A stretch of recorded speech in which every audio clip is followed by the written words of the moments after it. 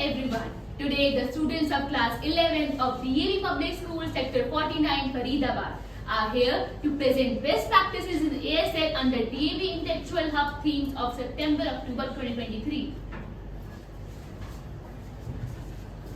Greetings everyone. Let me introduce you to the characters of the play from the chapter We Are Not Afraid to Die If We All Can Be Together. The narrator role is being played by Vikrant Chauhan, Rishabh Kapoor acting as Captain and Isha Gupta acting as Captain's wife Mary. Role of Captain's children is enacted by Vardhan Bajaj as Jonathan and Anshika Prasad as Suzanne. Further added are crew members' role played by Naman Tyagi as Larry and Aditya Garg as Herb. Thank you. When there is unity, there is always victory. When we face a difficult situation in our life and if our family members are with us, we can face any problem no matter how difficult it is. With this thought in mind, we, the students of class 11th DAV Public School Sector 49 Faridabad, are presenting a story containing the theme of unity and togetherness. The story dates back to 1976. It's the time of New Year. A family of four, the captain, his wife Mary, and his two children, Jonathan and Susan, along with two American crewmen, are traveling to the south of Indian Ocean. They spent 16 years of their life honing their seafaring skills. They are traveling through the ship Wave Walker, which was strongly and professionally built to travel through rough waters. It's so fun to celebrate New Year on a ship voyage. Yeah, it's such a wonderful day that we are celebrating this day so much different from others. All this would be a memorable memory for us. Yeah. Apart from this, if we are able to complete this journey, it would be a great achievement for all of us. This is such a long journey with roughest weather and seas. We would be the first to duplicate the world voyage that was made 200 years earlier by the Captain James Cook. But I'm getting bored. And I'm getting sleepy too. We should go back to our room. Come on, kids, let's go to our room. It's the dawn of January 2nd. John, Mary, and Sue are in their room while Herb, Larry, and Captain are discussing about the weather ahead. Captain, the waves are getting gigantic and the endless enormous sea is rolling towards us. Moreover, the boat is moving really fast. I see that the wind is also powerful. We should drop down the storm jib and should slash a heavy mooring rope in a loop across the stern and should take all the safety measures fast. This was the first indication of the impending disaster that came with an ominous silence. Around 6 p.m., sky grew dark. The roar of the wind increased to thunder, but then a tremendous explosion shook the deck. Suddenly, the water breaks into the ship and smashed Captain's head into the steering wheel. The gigantic waves pushed him into the deep sea, but then the unexpected happened. Captain grabbed the guardrails and sailed through the air into Wave Walker's main room. His left ribs cracked, mouth filled with blood and broken teeth. I should go to the Wave Walker main room. Oh no. I could find that the ship had water below it, but the steering wheel, I need to investigate now. We are sinking. Takes us smashed. We're full of water. Take the wheel.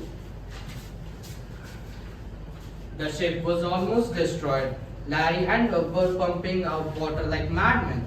Broken timbers hung at crazy angles. The whole starboard side burst inwards. Clothes, crockery, tents, and toys lodged into deep water. Captain half swam, half crawled, reached to the children's cabin. Are you all fine? Yes, but my head hurts here. You take care of your Sue. I need to go now. I think we should secure the gaping holes with the waterproof canvas. Captain, the pumps are blocked by debris. I found spare hand pumps. Oh, I remember. We have one electric hand pump in the charter room. Let me check. Thank God it's working. That night dragged on with an endless, bittery, cold routine of pumping, steering, and working on radio. There was no response to mayday calls. Suddenly Sue enters. She had a swollen hand. and enormous black eyes with deep cut on his arm. Why hadn't you made more of your injuries, you? I don't want to worry you when you are trying to save us all.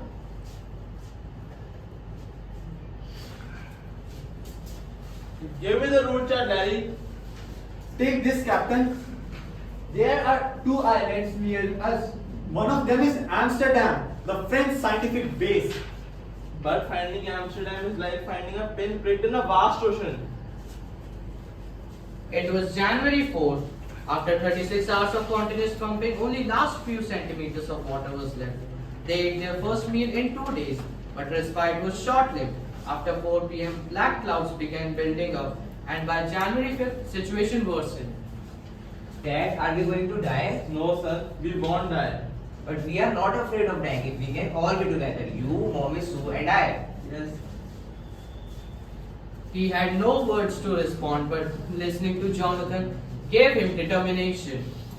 Now Mary and Captain started to lose hope, but they still had motivation that they could move out of it. Can we be able to reach any of the two islands? With my calculations, it is very difficult, but we can reach Amsterdam maybe. Then take the measure and prepare the ship to the Amsterdam. Here are some funny people. Did they make you laugh? I laughed a lot as well. And I love you both. And somehow we could make it out well. You have made amazing caricatures of our families, you. Thank you. Oh no! I lost the main compass. I need to use a spare one now. But it does not show for magnetic variation. Right, turn the steer to 185 degrees. Okay, Captain. Captain finally went to sleep, and when he woke up, it was already 6 in the evening, and he thought he missed the island. Can I have a hug now? Why am I getting a hug now? Because you are the best captain in the world. No, John. No, not today. I am afraid. Please. Why you must be? You have found the island. What? The captain gazed with relief at the stark outline of Amsterdam with little vegetation, the most beautiful island in the world, as he thought. With this, we can clearly see without unity, togetherness, and hope, they could all have died, but despite this, Larry and Herb were pumping out water like madmen. Mary stayed at steering wheel at the crucial hours. The 7-year-old girl who did not worry about her severe injuries, and a 6-year-old boy who was not afraid to die. Very well enacted. Now it's your time for the question hour. Are you ready to test your listening skills? Yes. So, who is ready to answer the first question? Yes, ready. How did the crewmen help in saving the ship? Anybody want to answer? Yes. They were their help to family to tackle the world roughest sea, the Southern Ocean. They also helped the family to pumping in water. Very well explained. And the next question? Yes, What Prachi. was the narrator's dream in the chapter we are up to now? Yes. I'm still wondering. Anyone? Yes, Karthik. The narrator dream was to sail around the world. He worked hard for the 16 years on the project and mastered navigation in the spare time. He also built the boat, the Wave Bomber. It was 23 meters long, 30-ton wooden hull beauty, which was professionally built. Very well explained. Now time for the next question. How did the captain check the flooding of water in the ship? Yes, Girish. Answer please. To check the flooding in the boat, he checked the canvas and waterproof hatches across the boat. Very good. Next, the next question. Yes, Varnika. Sue was a brave girl, gave evidence to support this statement. Indeed, she was brave. Anyone to answer? Yes, Kathy. Sue was a very brave girl. When the gigantic wave hit the ship, she was badly injured. Her eyes were